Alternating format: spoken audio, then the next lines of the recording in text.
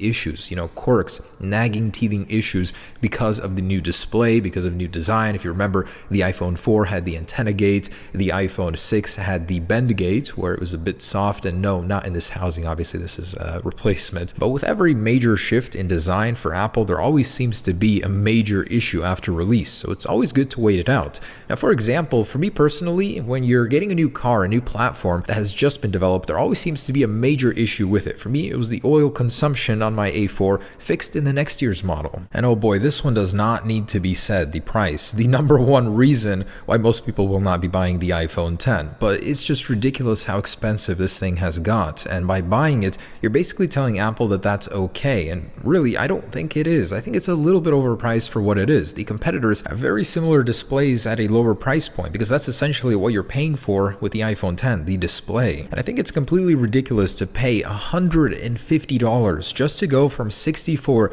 to 256 gigabytes in a phone. I know there is a NAND flash storage shortage that was created by the iPhone 10, but wow, that is just ridiculous. And say you get the entry-level iPhone 10 with 64 gigabytes. For a phone so capable, so full of so much fun stuff you want to do with that camera, how is it going to last? I think that's just not enough storage for the base model. And I know Apple has the new video and photo codecs to take up less storage on your device. There's iCloud storage if you really need it, but still think about it. You download some games, some apps, record a little video, take some pictures, and before you know it, that 64 gigs is gonna run out eventually. So I think it's not enough storage for an entry-level model. And one that will resonate with probably a lot of you, the cutout bar. I mean, the sensor bar on the iPhone 10 just takes away from the even design from that really beautiful display. There was a better solution. A Redditor posted this image, and honestly, I would not be opposed to that, or with software to hide the notch. It just seems that a lot of people are very unhappy with that design, and maybe just another reason on your list to not get it. And one that honestly worries me, going from a plus-sized phone to the iPhone 10, you're actually getting cropped content. So a lot of your images, your video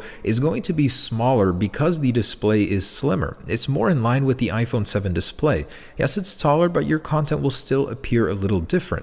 And because of that cutout bar, it's actually going to make a lot of your existing apps a pain to look at, just because it's going to be in the way. And there's actually a couple crafty solutions for this by some developers on Twitter, which I really liked. So Apple could do some great stuff with the software and with the notch. For example, scrolling, having this dynamic scrolling behavior. I think it's really cool. And from another developer, he solved the issue of the scrolling bar, which currently in the simulator just goes behind the notch. That's actually really neat. I would love to have that on my iPhone 10. Probably not something Apple would do though. And here's one that actually worries me. People that had a chance to view the iPhone 10 hands-on are saying the display is not that bright.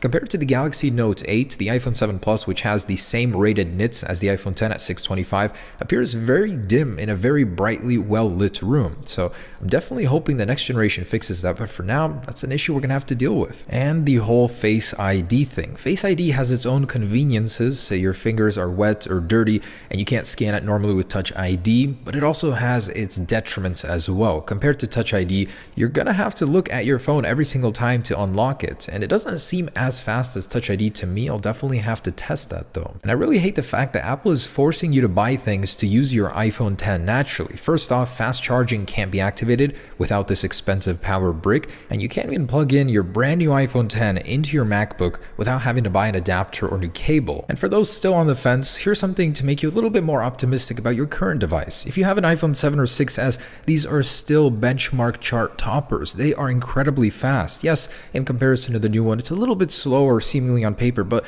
has your phone suddenly gotten slower just because the new one came out? I'd also like to point out that iOS 11 is right around the corner here. It makes your device feel different, feel new, something fresh. So if that's what you were looking for, with iOS 11 you'll actually get a new feeling on your existing phone. No need to spend $1,000 just to get that fresh new feeling again. And I'd like to summarize by saying yes, I personally will still be getting the iPhone 10, but I recognize the flaws. It is not a perfect device just because it's the most expensive and the flagship model right now. It definitely isn't for everybody. So I hope you and me agree on at least a couple points from this video. I hope I'm not crazy on that part, but this is an incredible phone, don't get me wrong. There are still many reasons not to buy it though.